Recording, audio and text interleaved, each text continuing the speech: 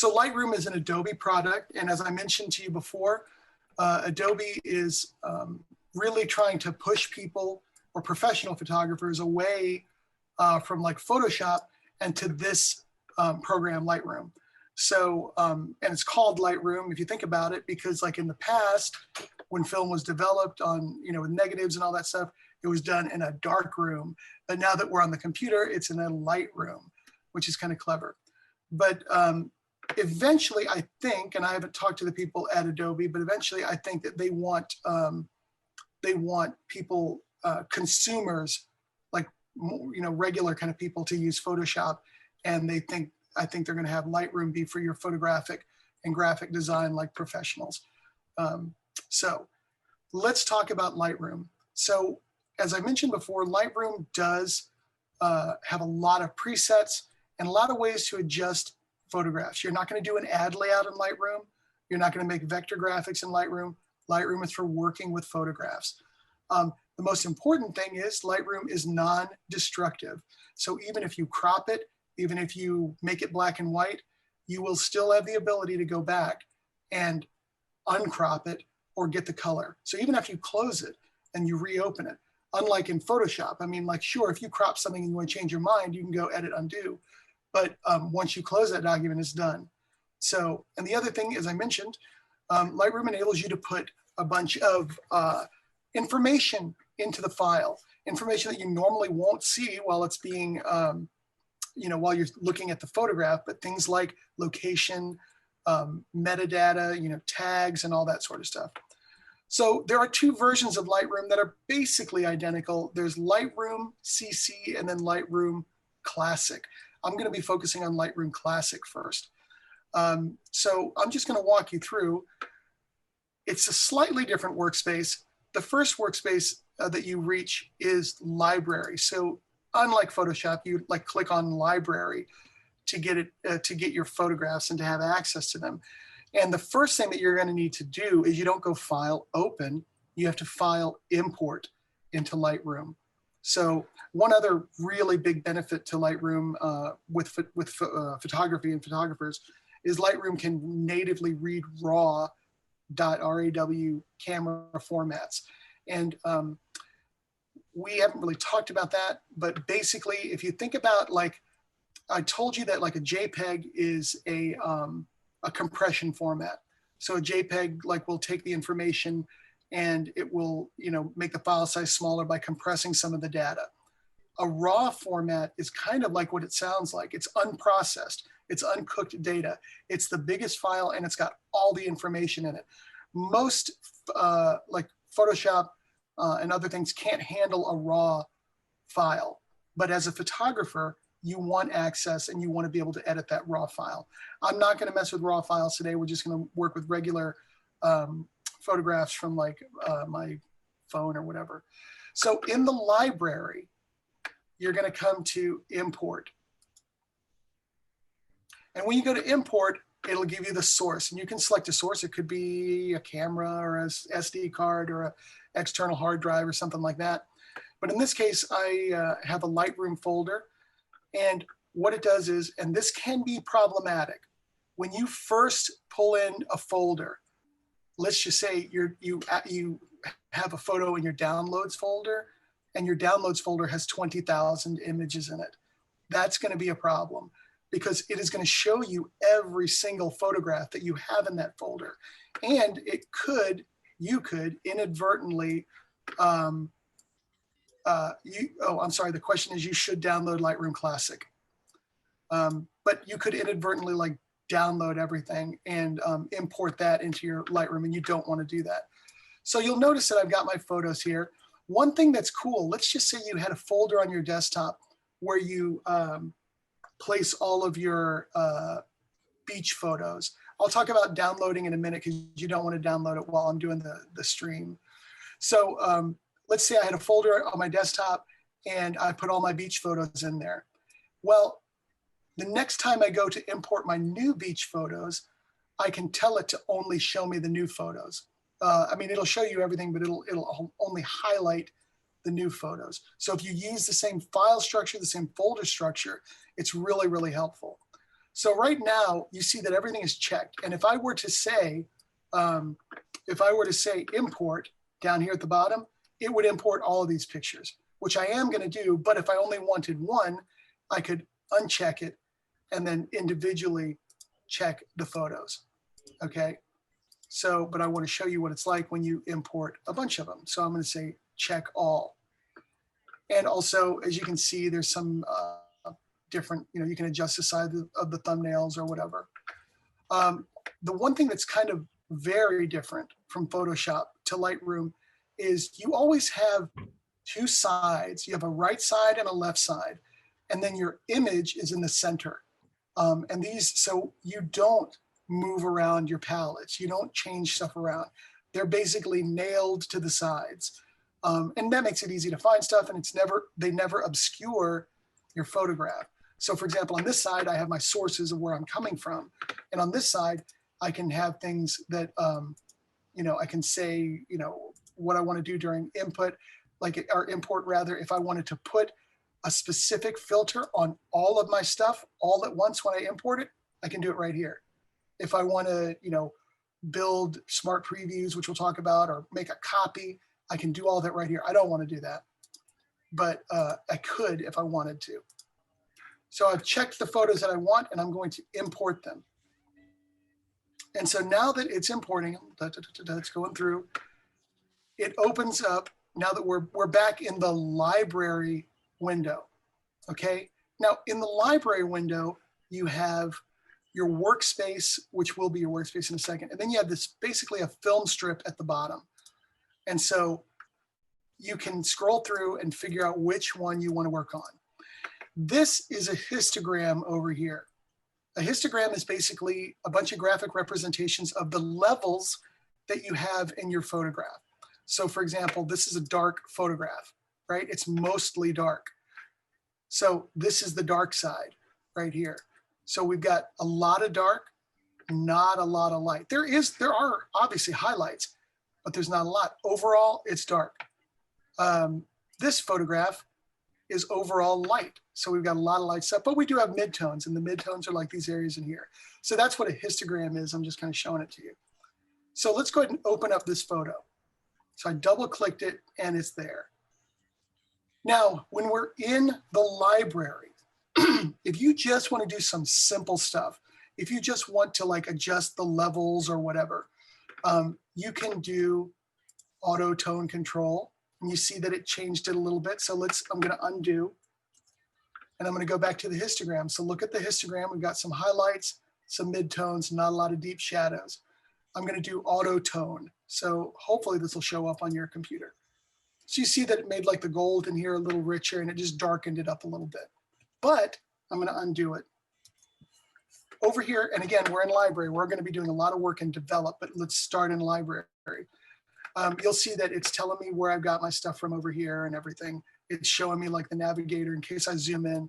So if I zoom in on this photo, I can use the navigator to kind of reorient myself by looking up there on the left. So we've got some quick develop options here, and they've got some pretty cool things. So for example, we've got saved presets. So if we pick color, let's say we want to make it vivid. We want to take it and make the colors vivid. So you can do that, and you see it punched up. You really see it here, the domes and all that kind of stuff. If we wanted to make it high contrast, it puts a contrast in there. If we wanted to do it in black and white, we can say this is a black and white landscape. And again, I didn't lose my color. It's still there. It's just putting this filter on top of it. So if I've got, and then we've got some kind of cool stuff. We can easily do a sepia tone, etc. But also we can do some creative stuff, with some filters. We can do, let's see, vintage instant photo. Looks like it, I guess. But also we can do things like adjust the grain. We can have a lot of grain if we want it. We can make it look grainy. And I don't know if that shows up on yours. I'm going to zoom in a little bit, but there's the grain. Or we can have it light Also, we can vignette from the library part. So we can say a medium vignette, and that just darkens up a little bit around the edges and everything. So what I'm going to do, though, is I am going to switch, and all that stuff is cool. And also in the library, this is where you can put in your metadata, and you can put in like whatever you want to call it, the title, the caption, copyright information. You can copy paste it in there so that if you export this, it'll say copyright, Joe Smith, 2020. You'll be able to protect your work. And it tells you all the other information here. I took this picture at 6:14 p.m. on August 17th, 2019. So the speed rating, all that stuff. The flash did not fire. It was from an Apple iPhone 7. So, and that's where it was on the world, the GPS coordinates. So anyways, let's go to develop. So that's library. We can do some rough stuff in library, kind of the presets, but let's say we want to customize it. We want to do it ourselves. This is where it gets really interesting. So if we go into develop, there's a couple of things I want to show you. Remember, there's always a left and a right that is nailed down. Well, here's my history. So you saw that I imported it. I did vivid, high contrast. So I changed it. I can always go back and see like which one I like the best. And I can even export it like this. And then I can come back, export it like this, come back and export it like this.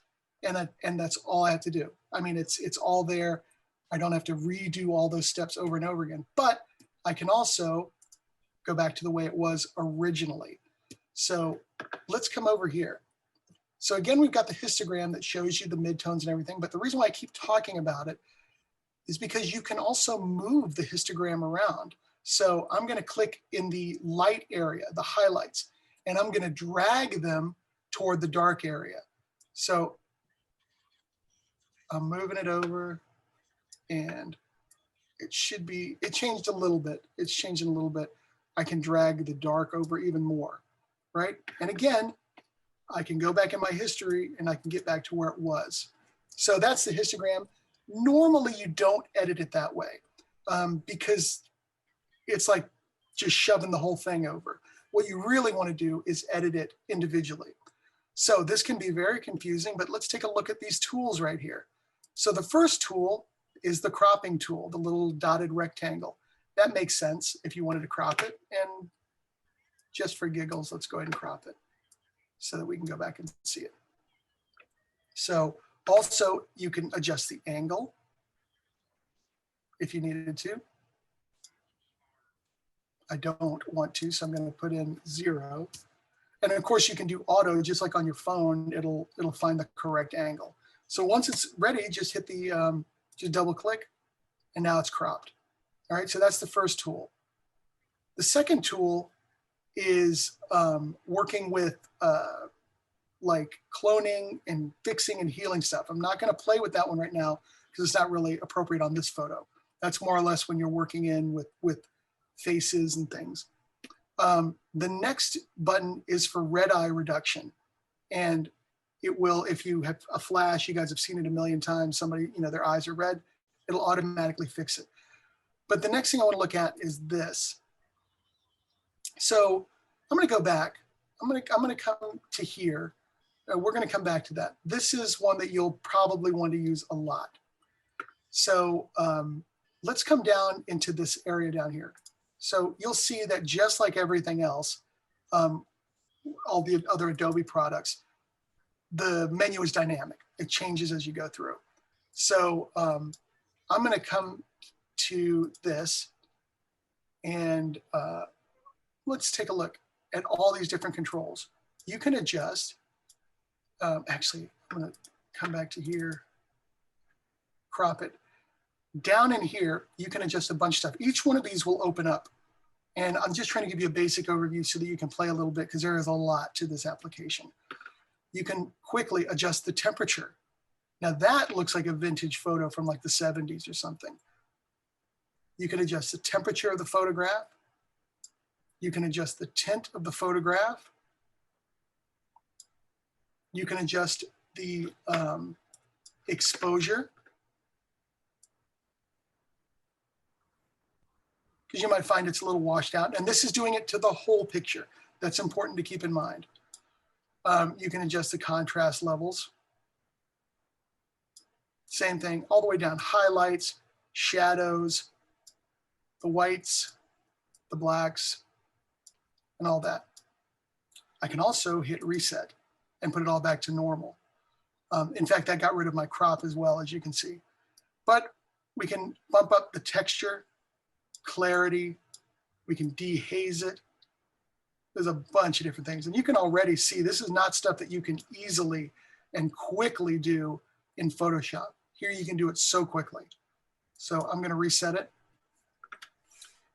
That's under the basic tab. Now I'm not going to go through each of these, but there's like, you can adjust the curve, the tone curve of the image, the red, greens, and blues, whatever. I'm going to reset that again. Then we got a whole bunch of other things like the details and stuff, but what I want to show you is effects. And with effects, you can have the vignetting that I talked about yesterday. So it can be a white vignette. It can be a dark vignette. I'm going to go dark because it's easier to see. And then you can adjust where the midpoint is, how far in and out it is. You can adjust the roundness if it's more like, you know, hugging the edges of the picture. You can even adjust how much it's feathered. And you can have it just be on the shaded areas by bumping up the highlights. So that's pretty cool. Now, I told you about this tool right here. What this tool does is it enables you to have they call it a graduated filter. Imagine putting a gradient over a section of the photograph and having all those things that I was doing only affect that area of the photograph. So for example, if I think everything else here is good, but I want my sky to be a little darker, I can take this tool, this gradient tool, and I'm going to open it, and I can click down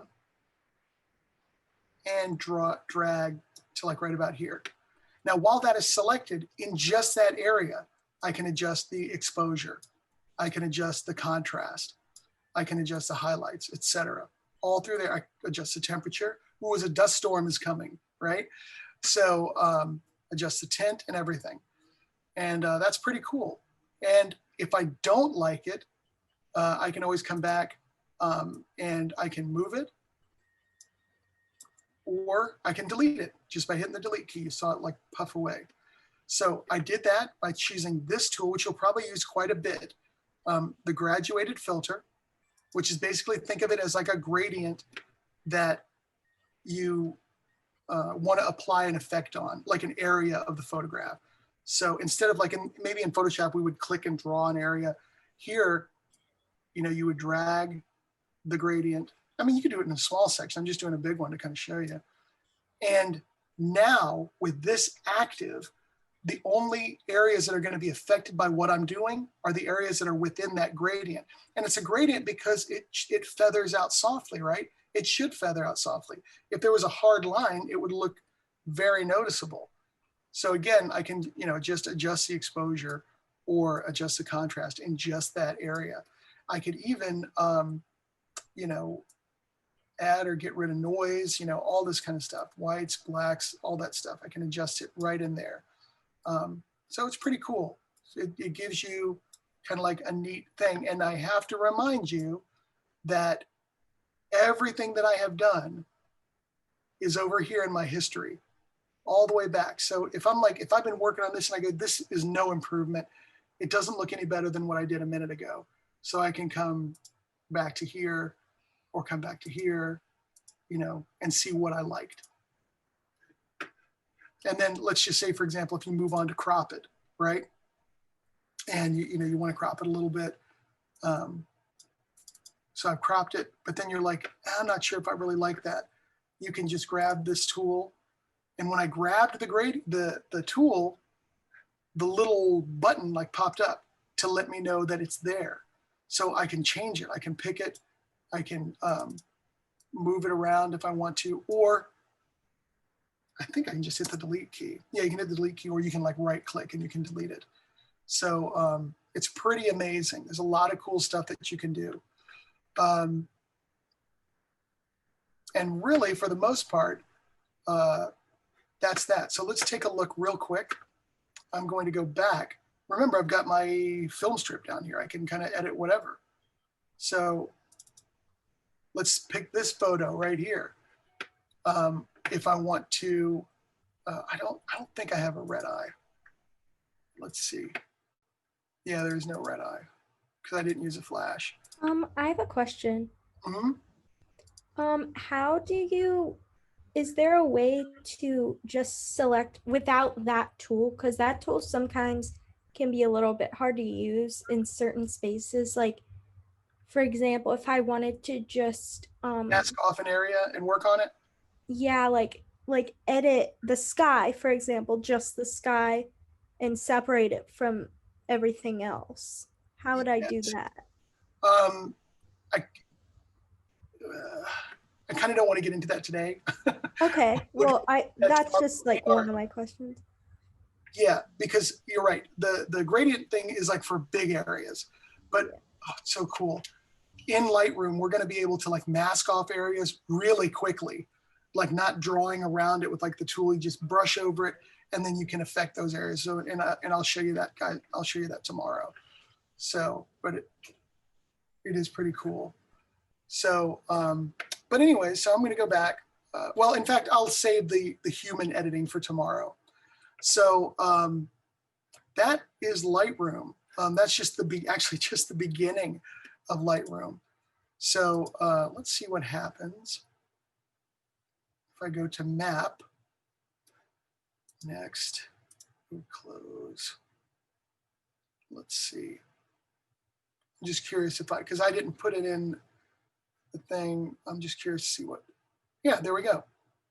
So it tells me where on earth I was when I took those pictures. So it's right there. Oh, it even says it's city, Kazan, Tatarstan, Russia, all that stuff. So that's pretty cool. And you know, the rest of the stuff we'll kind of get into, but really what we're concerned with is the developing and the library. So I'm going to stop this for now.